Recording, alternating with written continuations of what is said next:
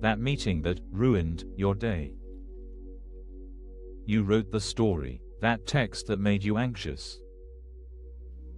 You chose what it meant. What if the prison you're in has no lock? We spend our days reacting to situations as if they have fixed meanings, as if their power over us is absolute.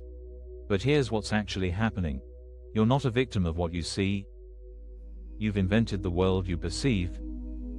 There's another way to look at everything. You could see peace instead of conflict.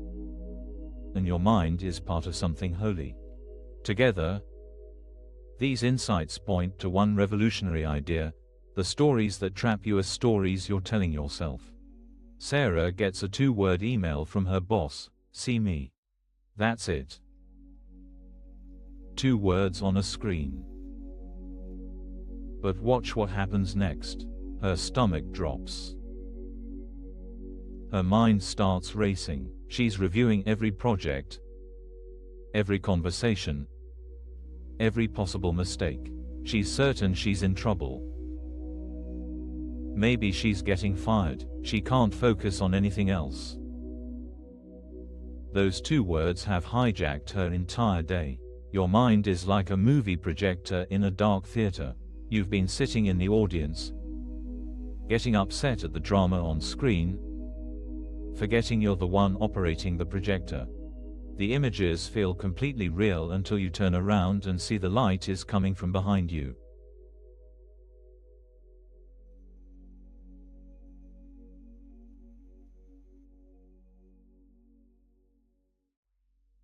Notice how fast your mind writes these scripts. Someone doesn't text back immediately. They're angry with you. A colleague seems quiet in a meeting. They're judging your presentation. Your partner uses a certain tone. The relationship is in trouble. We don't even realize we're doing it. The story feels like it's happening to us, not created by us. Sarah's mind didn't pause to consider alternatives. It didn't say, "These are just 2 neutral words that could mean anything." No. It immediately wrote a disaster movie and started playing it on repeat. She spends the next 3 hours in this self-created hell. She's rehearsing explanations, crafting defenses, maybe updating her resume. Her body is flooded with stress hormones. Her work suffers. Her mood crashes. All from 2 words that haven't actually meant anything yet.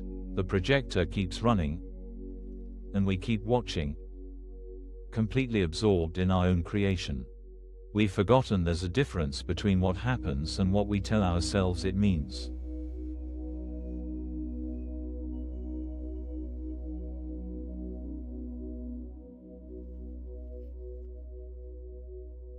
But something interesting happens when Sarah finally walks into her boss's office. He's smiling. He offers her a promotion. He wanted to share good news in person. Same 2 words, completely different movie. In that moment, Sarah might feel relief, but if she's paying attention, she'll feel something else too. The shock of realizing she spent 3 hours in a prison that never existed. The door was always open. There were never any bars. This is the moment we start to catch ourselves. Not after the fact, not in hindsight, but right in the middle of writing the script. You get that text, that email, that look from someone, and for just a second, you notice the projector starting up. You feel your mind reaching for its favorite disaster reel. And in that pause, that tiny gap between event and interpretation, you remember, I'm the one operating this machine. I'm writing this story. Which means I can write a different one.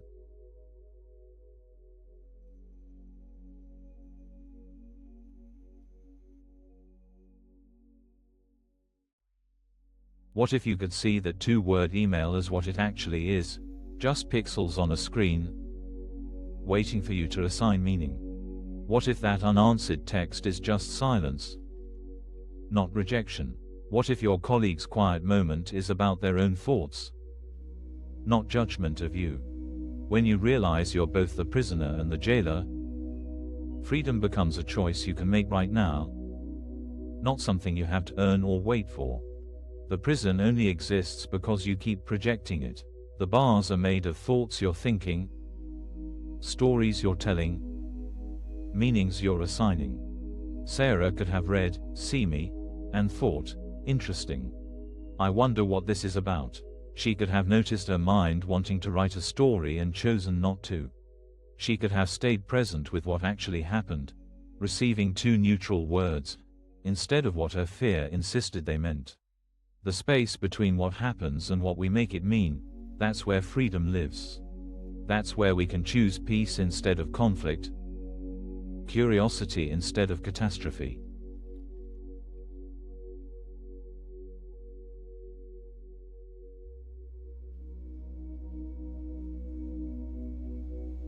Once you see that you're operating the projector, everything shifts.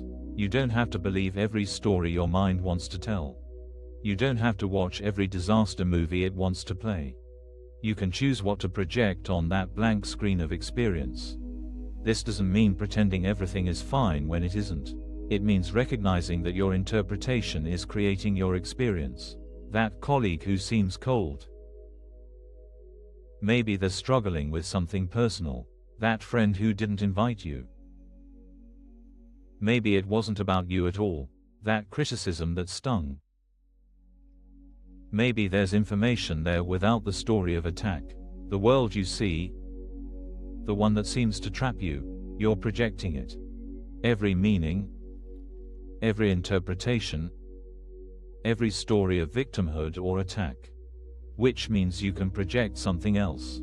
You can see the same events through the lens of peace, of curiosity, of simple not knowing. When Sarah realizes she created 3 hours of suffering from two neutral words, she discovers something powerful. If she can create her own prison, she can create her own freedom. The projector is always on.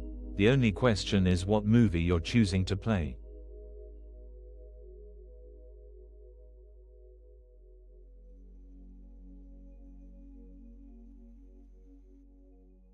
This is the relief that comes with seeing clearly. You don't have to wait for circumstances to change. You don't have to wait for people to treat you differently. You don't have to wait for life to get easier. The prison door is open right now because you're the one who closed it. Every story of victimhood, every interpretation of attack, every meaning that makes you suffer, you're choosing it. Not consciously, not deliberately, but you're choosing it nonetheless. And what you choose, you can unchoose. Your mind is part of something far greater than these small stories of fear and defense. When you stop projecting disaster, when you let the screen go blank, what remains is peace. Not the peace of getting what you want, but the peace of no longer needing the world to be different than it is. Sarah leaves her boss's office with a promotion, but more importantly, with a recognition. She's been living in reaction to her own projections. Now she has a choice. The next time she gets a cryptic email, an ambiguous text, an unclear communication, she can pause. She can notice the projector starting up. She can choose what movie to play. This isn't about positive thinking or pretending. It's about recognizing that the meaning isn't in the event, it's in your mind. And your mind can be retrained. Every moment offers this choice. Project fear or project peace. Create prisons or notice they were never there. The stories that trap you are stories you're telling yourself. Which means freedom is always just one different story away. Or better yet, freedom might be putting down the projector altogether and seeing what's actually there. A world waiting for you to decide what it means. If you'd like more teachings and guided practices like this, you can like the video and subscribe. And now, we'll move into a short guided meditation.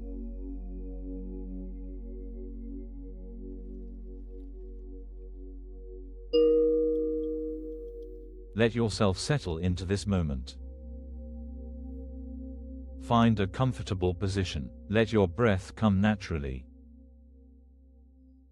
Notice any stories running in your mind right now, any meanings you've assigned to today's events. Any scripts still playing. You don't need to fix them or change them. Just notice. Feel your body here.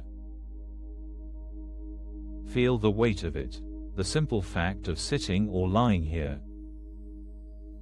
Breathing. Before the stories, beneath the interpretations, if you notice your mind starting to project, planning, worrying, reviewing, that's okay. You're just seeing the projector at work. No judgment needed. Let yourself rest in this space between thoughts, between stories, where nothing needs to mean anything.